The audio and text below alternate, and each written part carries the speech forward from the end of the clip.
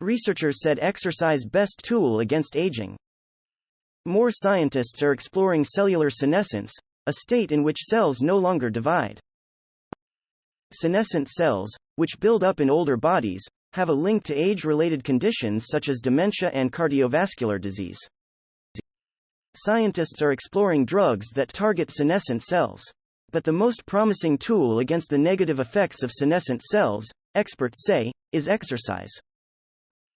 This is a very hot topic. Viviana Perez Montes of the National Institutes of Health described cellular senescence as a very hot topic. The Associated Press reports that about 11,500 projects involving cellular senescence have begun since 1985. The AP report was based on its study of an NIH research database. A large number of the projects began in recent years, the report said. Such research is built upon the idea that cells stop dividing and enter a senescent state in reaction to damage. The body expels most of these cells. But others remain in the body. They can harm nearby cells, says Mayo Clinic's Nathan Lebrasseur. He compared it to the way one bad fruit can ruin a container full of fruit. But scientists wonder, can the unhealthy buildup of senescent cells be stopped?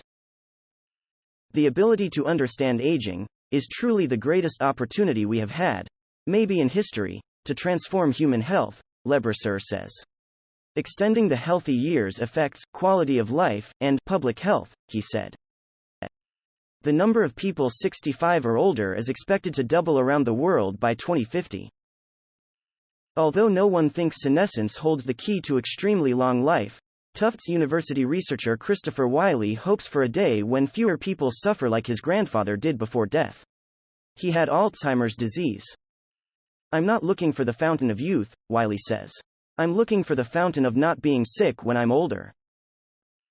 Drugs. About 100 companies, plus academic groups, are exploring drugs to target senescent cells. Scientists are careful to note that cell senescence can be useful. The process probably developed at least in part to suppress the development of cancer. Cell senescence happens throughout our lives, caused by things like DNA damage and the shortening of telomeres, structures that protect the ends of chromosomes. Senescent cells play a role in wound healing, embryonic development and childbirth. But problems can come up when senescent cells build up. When you're young, your immune system is able to recognize these senescent cells and eliminate them, says Perez, who studies cell biology and aging. But, when we start getting old, in Perez's words, the activity of our immune system also gets diminished, so we're losing the capacity to eliminate them. Experimental drugs designed to clear senescent cells have been called senolytics. In mice, they have been shown to be effective at delaying, preventing or easing several age-related disorders. At least 12 clinical trials with senolytics are now testing whether the drugs can help control Alzheimer's, improve skeletal health and more. There is still much to learn. Exercise.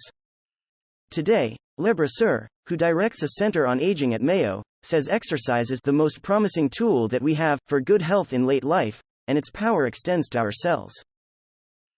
Research suggests exercise counters the buildup of senescent cells, helping the immune system clear them and fight the molecular damage that can affect the senescence process. Last year, Lebrasseur led a study that provided the first evidence in humans that exercise substantially affected the process. It reduced signs in the bloodstream of the effects of senescent cells in the body.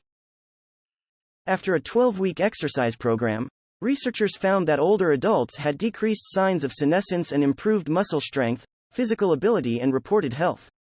A recently published research review collects even more evidence, in animals and humans, for exercise as a senescence-targeting therapy. While such studies are not well known outside scientific circles, many older adults connect exercise with youthfulness. Rancher Mike Gale, 81, put in a track and field throwing circle on his large property in California. He and some of his friends throw the discus and use other exercise equipment. I'd like to be competing in my 90s, Gale says. Why not? 95-year-old Richard Soller says exercise keeps him fit enough to deal with what comes his way, including the discovery that his wife of 62 years had developed Alzheimer's. The two sometimes walk the streets of their neighborhood together, holding hands. Do as much as you can, he says. That should be the goal for anyone to stay healthy.